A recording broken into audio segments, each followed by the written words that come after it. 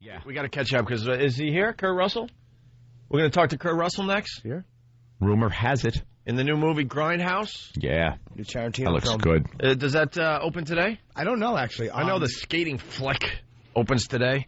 And the reviews in the New York papers are very schizo. One's giving it 3 stars, the other's giving it like a star.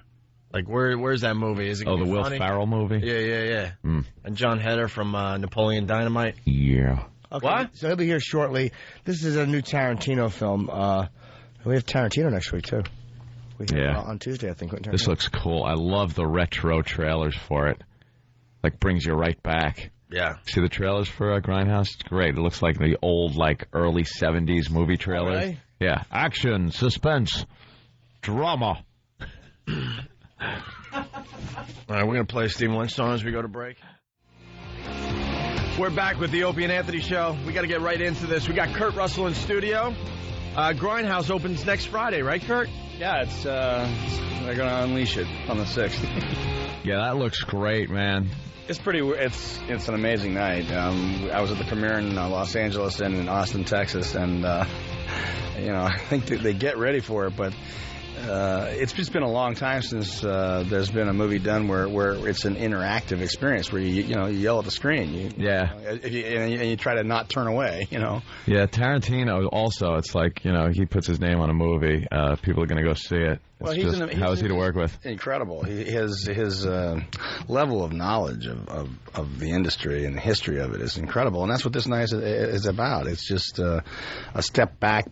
In time, to when the double feature was what we did. That's what makes his movies so cool, too, is like that whole retro thing, because he kind of grew up and absorbed all that stuff and puts it in his movies. So if you're the same age as him or around that age, you look at certain things and go, God damn, I forgot about that. Yeah, and it's kind of like being in his class, his film class. As the years go by and he keeps making movies, you learn more and more and more about film. It's through his love for it. I also like his ability to take people, not you, for example, but someone like Travolta with Pulp Fiction, and actually see the potential that, hey, if I bring this guy into a movie, it's not going to be a goof. Like, what are you bringing this guy into a movie for? In my instance, one of the things he said to me was, he said, look, you got a rogues gallery of characters, and I want Stuntman Mike to be up there on the wall with them. And he said, I'm sorry, but I want to see you be a badass again. So when I read the script, I went, if you're going to work for Tarantino, you want to be a badass. Of course. Right. So this guy's a psychotic mess to boot. So it was just a blast. I know. Just the clip I saw from the trailer is hysterical. You're in that car,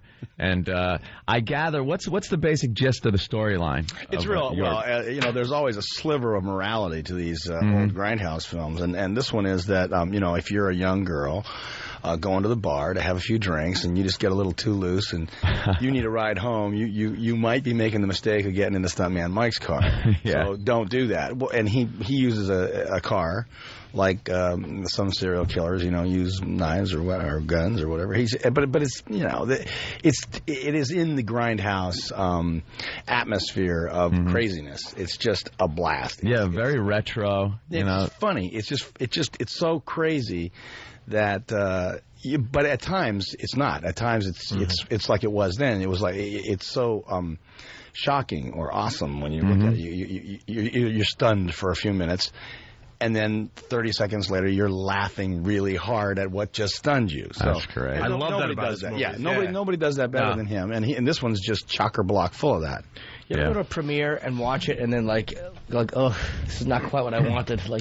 Sure. That happens all the time. Every time you go to work, you try to do, something you hope is going to really work for the audience and the style of movie that you're doing. Speaking of premieres, I got a quick story. Poseidon, you were in Poseidon, right. And I was actually in the theater when you watched it for the first time. I told the story on the air. And I'm with my girlfriend, and I see Kurt Russell, you're about 5-6 rows in front of us, and you're going down the aisle trying to find a seat. And you sit right next to this girl. She has no idea it's you. I don't even know if you're going to remember this. That's fine, but I was observing this whole thing. She goes, that seat's taken. And I want to stand up and go, that's Kurt Russell. He's in the movie. Let him sit wherever the hell he wants. And you were so polite, I'm sorry. And then you found another seat. Sure, that's okay by me. Got up? Wow. And then I'm watching you watch yourself on the big screen, which I just thought was beyond bizarre to me. I actually got to do one scene in that movie that I really wanted to do, was the drowning scene. And it was amazing. That was sick. Yeah, I didn't see that coming. It was one of those moments where you're like, oh my God, they're going to kill him off. That was the entire fun of it.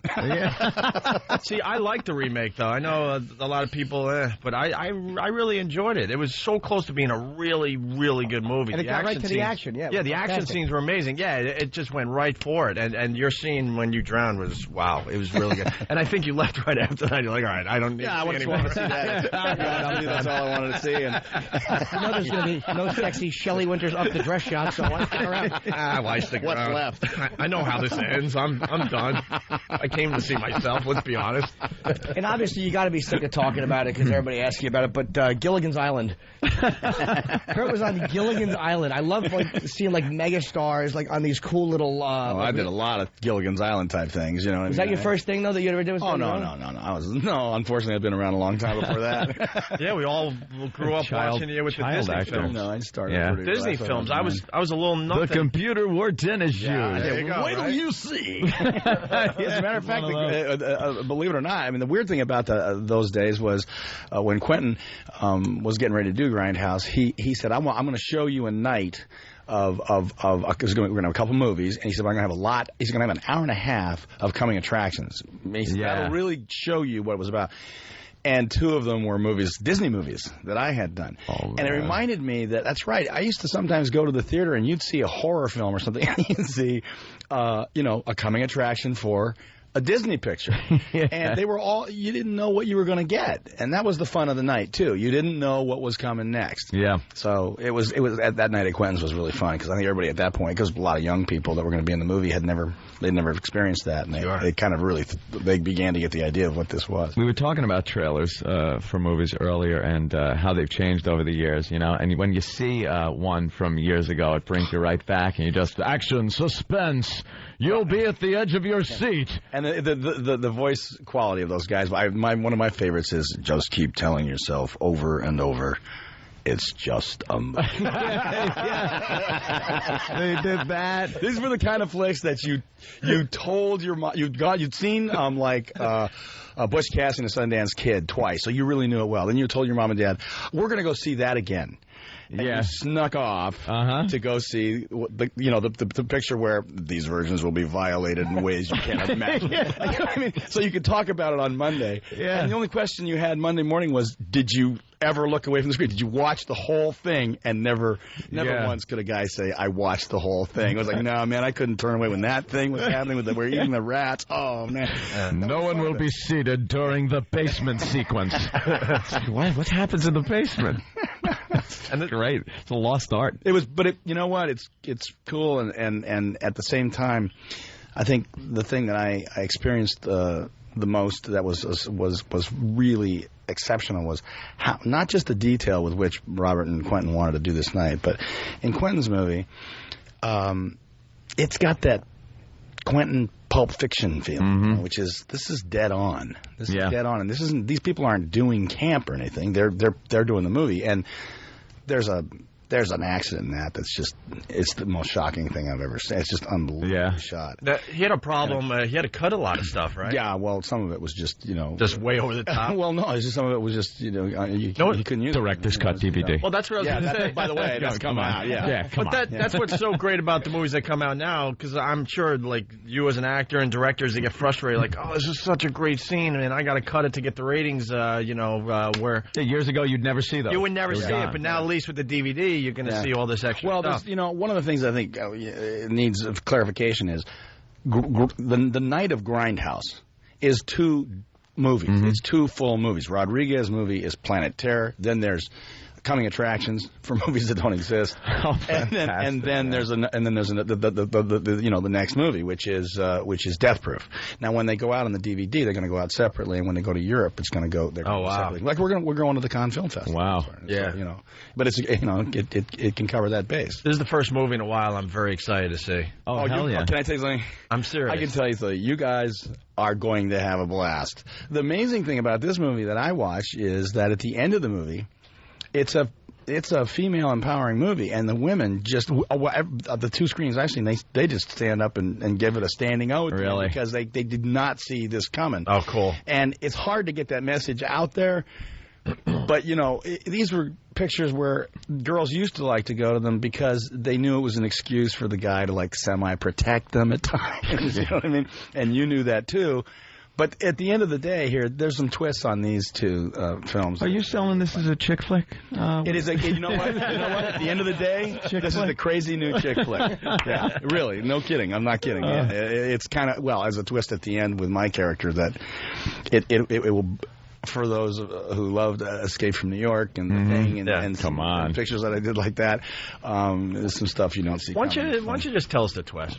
I can't because it's just too much fun. You guys are. Yeah. I hope the three of you see it together so you can like elbow each other. We will. Girls don't like us. Oh. Hey. As long as Jimmy doesn't cut the bottom out of the popcorn again. That old gag. A question about Escape from New York. This has bugged me since 1981. Why, when Donald Pleasance is hauling you up the wall, does he have to stop your ascent to shoot Isaac Hayes? Just to aggravate you. Just to aggravate you. Are the Duke and of make New York. you. The Duke. Yeah, you know, just to aggravate you and make you say, you got to get Snake up. No, they just hang out there while he's firing off at the president. He's shooting at you. It was just he was a president who wore a blonde wig, so, you know. Yeah. That's one of those movies that if it's on, you're watching it. You know, you got to watch some of those. Are there movies, though, that you've made that at the time were like great movies, did very well at the theater, people loved them, but you look back and they didn't date well? One of them I just saw recently, and me and Jimmy have a love-hate relationship with this movie. We talk about it all the time. Tango and Cash. Well, Tango and Cash is a movie that was made for 15-year-old boys. I don't know how old you guys were at the time. It's literally made for that audience. And yeah. It center punches that, you know. Once you move out of that movie's not meant for. No, then it gets hysterical. And then it's funny. And that's supposed to be that. No, what's been my experience is sort of the opposite. Is that John Carpenter and I made movies years ago, Bob Zemeckis, and I made Used Cars. And at the time, oh my God, really funny. Yeah. We talk about that one all the time too. At the time, these movies were they didn't really know what they were. They didn't really know how to sell them. And over the years, the audience that has grown to love them, they're very proprietary about them. They really love them. It's like Tombstone. They're proprietary about that movie. That for them is the Western. And it's fun to watch the life that they have because some of them, quite a few of them at the time, you know, they got kind of like a mediocre release, and then there was a lot of the intensity that just flat didn't get it. Mm-hmm. I mean, Big Trouble in Little China was something that critics just flat didn't understand. Yeah. And I kind of like that. And this is another movie that, you know, I don't know what this movie's going to do. It's completely, there's nothing else like it out there. There won't be anything like it. And it's one of those movies that I know, though, the integrity is complete. It is exactly what it's supposed to be, and like it or not. Quentin's dialogue is great, too. Yeah, he can write some great dialogue where you're just like, oh, my God, this stuff is brilliant, hysterical, funny. And it really says something. It always says something. He's tremendous to work with. Yeah. There's something actors do, which I read. I was shocked too that you were the voice of Elvis in Forrest Gump, and it's an uncredited thing. And it's like obviously you just wanted to do it because you love Elvis. Well, no, I wanted to do it because I love Bob Zemeckis. Bob came to me and said, "I need you to." That's called a favor. I need you to do something. I said, well, what is it? And he told me what it was, and I said, oh, cool. I said, let's not do a what do you call it, a credit. Oh, you didn't want. I said because let's let people find this out over a period of time, and I always liked it because people would always say, well, now what was your most successful movie? And I always like to say, well, Forrest Gump. I made the most money. Used Car. I'm such a dope. That's one of my favorite comedies of all time. It is one of the funniest films ever done, and people don't talk about it. Like that and Hollywood Nights, I think, were two of the funniest movies nobody ever talks about. Well, you're wrong. A lot of guys do. You'll find them. You just got to find guys like you. When they say comedies, they always find like Ace Ventura. People I talk to, they always mention these over-the-top. And that was just, this is a red effing car, Rudy. I mean, it just doesn't get any better than that. God, I forgot that. Such an ass. Yeah, that was back in the day where, I think, right? Yeah. Comedies. It was Bob's second movie, and that's the same thing. I'll tell you what was great about working on this picture with Quentin was it had that atmosphere. When I was doing those pictures with John and with Bob, we were just a bunch of kids having fun, and we were just out there having fun, doing what we wanted to do. This picture is just like that. We were just doing what we wanted to do, and you got the Pied Piper leading the way, who's just a savant when it comes to film. I mean, there's nothing he doesn't remember or that he's seen, and there's very little he hasn't seen. Yeah. He is a little. He comes across as a little twisted in interviews and stuff. Is he? Well, he's manic. I mean, you know what I mean. Yeah. But he's always logical. Easy to work with. Oh God, yeah. I mean, he's just a blast. I mean, but he's got his own world, and he creates it on film. Yeah. I mean, that's the Quentin Tarantino world, you know. Yeah, it's definitely and it's a fun one to play in. Yeah, unique look. Yeah. How fun was it? First of all, Frank McRae. For those of you who don't know, he's a big black guy. He was in used cars. Great guy. He shoved the old man in the car. Yeah. How great was get in the car. I don't want to look inside. Just get in the mother-effing car. Shoves him in. It was the greatest bullying scene ever. And then you being beaten up by Jack Warden. I mean, how great was that? with a chain. Oh, what in a pickup truck. What a savagery. It was just a damn funny movie. He talks about it all the time. You can't not. It's one of those films. It just is everything. It was great tasteless humor. It was just the dead guy being driven into an exploding thing with gas on him. It's a little irreverent. What about Escape from New York? We're hearing things about a remake. I guess they're gonna. I don't know. I mean, listen, everything's fair game. I've watched them turn Stargate into a television series and Backdraft into a couple I don't understand why they have to remake some of these classic movies. I don't know. Again, it comes up from time to time. You're like what was the one with Peter Falk that we all loved that they made, and it was on the shelves for years? The In-Laws. The In-Laws.